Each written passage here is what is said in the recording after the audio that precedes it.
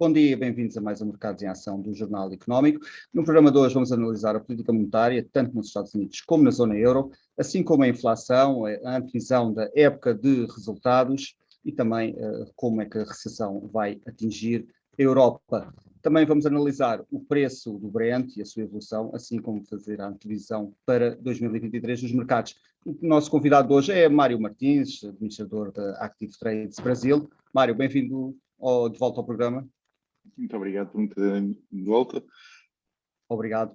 Vamos começar aqui pela zona euro. Aqui na semana passada houve aqui uma previsão um pouco mais otimista face às que temos assistido. O Goldman Sachs prevê que a zona euro vai escapar à recessão e que até pode vir a crescer este ano, apesar de ligeiramente. Como é que olhas para esta previsão, que foge aqui um pouco à estimativa, ao consenso atual de recessão na zona euro?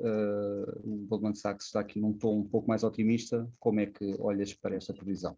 As previsões que existem neste momento de recessão não é uma recessão profunda. Ninguém está a olhar para uma recessão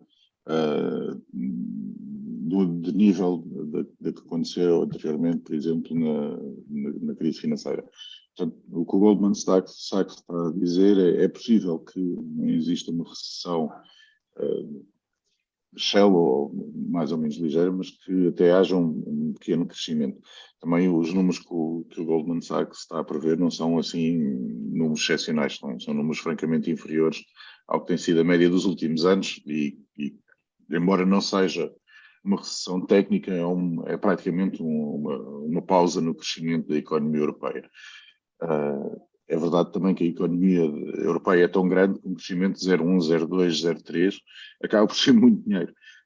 Assim como uma recessão de 0,1, 0,2, 0,3, 0,5 acaba por ter uma influência muito, muito maior do que os números indicam, porque devido à dimensão da economia são números francamente significativos que estamos a falar. Mas eu sinto-me ligeiramente inclinado a concordar com a visão do Goldman Sachs.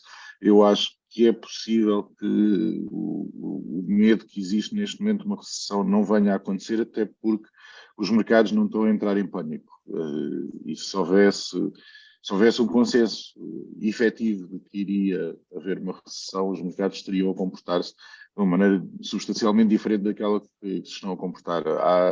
Há, por exemplo, vendo o setor das tecnológicas, em que vai haver um abrandamento significativo, houve uma queda significativa do valor de mercado das principais tecnológicas, na economia como um total, isso não se está a verificar. Portanto, eu acho que o mercado, num modo geral, está de acordo com a visão do Goldman Sachs. Mário, e achas que esse comportamento poderá estar derivado também do programa de recuperação económica desenvolvido pelos vários países da zona euro, assim como daqui do alívio do preço do gás? Só que não achas que este plano de recuperação poderá ter influência negativa, ou seja, positiva na inflação e negativa depois para o trabalho do BCE em controlar a inflação?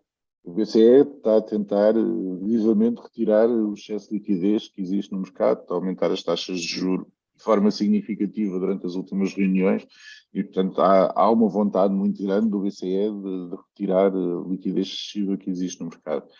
Eu não considero que medidas de incentivo e de apoio à economia que visem aliviar um pouco o contexto, um contexto temporário e não macro da economia. Portanto, os preços do gás estão elevados, estão consideravelmente mais baixos do que já estiveram, e isto são fatores que não são fatores macroeconómicos, são fatores pontuais.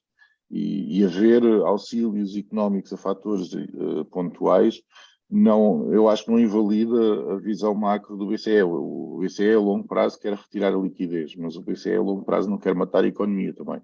Portanto, acho mas a questão é, estou a falar do plano de recuperação e resiliência que está a ser desenvolvido e vai ser implementado nos próximos anos pelos vários países da União Europeia. Isso não poderá estar a influenciar já positivamente a visão do Goldman Sachs e da economia, mas também influenciar a inflação?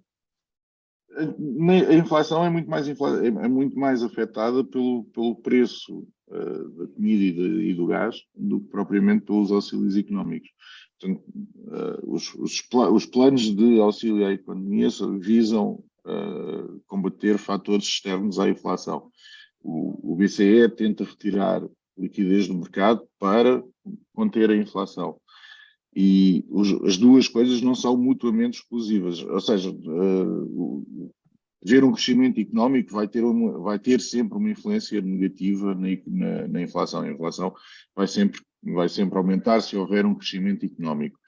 Mas os números que estão incorporados na inflação do ano passado, por causa do aumento das energéticas e da comida, é muito superior ao que se vai verificar com os auxílios à economia. Não é comparável o efeito na inflação que estes dois fatores tiveram. E com a incorporação dos preços do ano passado, a diminuição da inflação vai acontecer com ou sem o auxílio e com os programas de apoio à economia. Mário, aqui hoje uma sondagem junto de economistas revelada pela Bloomberg indicava que aqui a média dos sondados prevêem que haja aqui ainda um aumento ou seja, de 1,25 pontos base, desculpa, de 2% para 3,25% da taxa de juro do BCE, pelo BCE este ano. Vão haver mais dois aumentos, 2,50 pontos base e um de 25 pontos. E em julho haverá aqui um corte, uma reversão na taxa de juro perante o agravar da economia europeia. Isto parece viável que haja já aqui um corte, uma reversão tão cedo? Não acredito que vá haver um corte ou uma reversão nos próximos trimestres. Antes disso, primeiro acredito que vai ter que haver um abrandamento das subidas das taxas de juros. Nas últimas reuniões a subida das taxas de juros foi significativa. Portanto, se o BCE começar a notar que há um alívio das pressões de inflação, eu acho que eles não vão passar imediatamente subidas rumo de 0,75 taxas para zero ou para uma redução. Portanto, provavelmente, durante os próximos trimestres, vai haver uma redução para 0,50, 0,25, 0. Portanto, há um caminho a ser percorrido antes de haver uma tentativa de redução das taxas de juros. Mas acho que estamos a falar numa perspectiva de 3, 4, 5 trimestres, até o BCE ter a certeza que a taxa de juros está controlada e que pode começar a considerar um alívio das taxas de juros. E acreditas que Christine Lagarde e os governadores vão ser pressionados aqui politicamente, talvez de forma mais direta ou indireta, para que haja uma tal reversão ou um abrandar? A Itália nesta última subida das taxas de juros, houve uma pressão muito grande por parte da Itália contra o BCE. O BCE é uma entidade completamente independente, felizmente, e não me parece que as intervenções políticas vão ter um peso excessivo na visão do BCE. A Alemanha teria previsivelmente uma influência muito maior política sobre o BCE do que a Itália tem, e a Alemanha já queria aumentar as taxas de juro há muito tempo e o BCE, no caso, aumentou. Portanto, não me parece que o BCE de repente vá mudar de ideias e se vá deixar influenciar politicamente por algum país que esteja menos interessado numa subida das taxas de juros. A missão do BCE é controlar a inflação e eu acho que eles vão, sobretudo porque aí sim a influência política alemã vai se fazer notar também. A Alemanha quer muito que haja uma política controlada da inflação e eu não acho que o BCE vá mudar de ideias. Mário, então, e achas que a taxa terminal ou a taxa máxima do BCE nesta fase poderá então fixar-se bastante abaixo da do FED, na ordem dos 3,5, por exemplo, 3,25, que é substancialmente inferior aos 4,75 ou mesmo 5% do FED?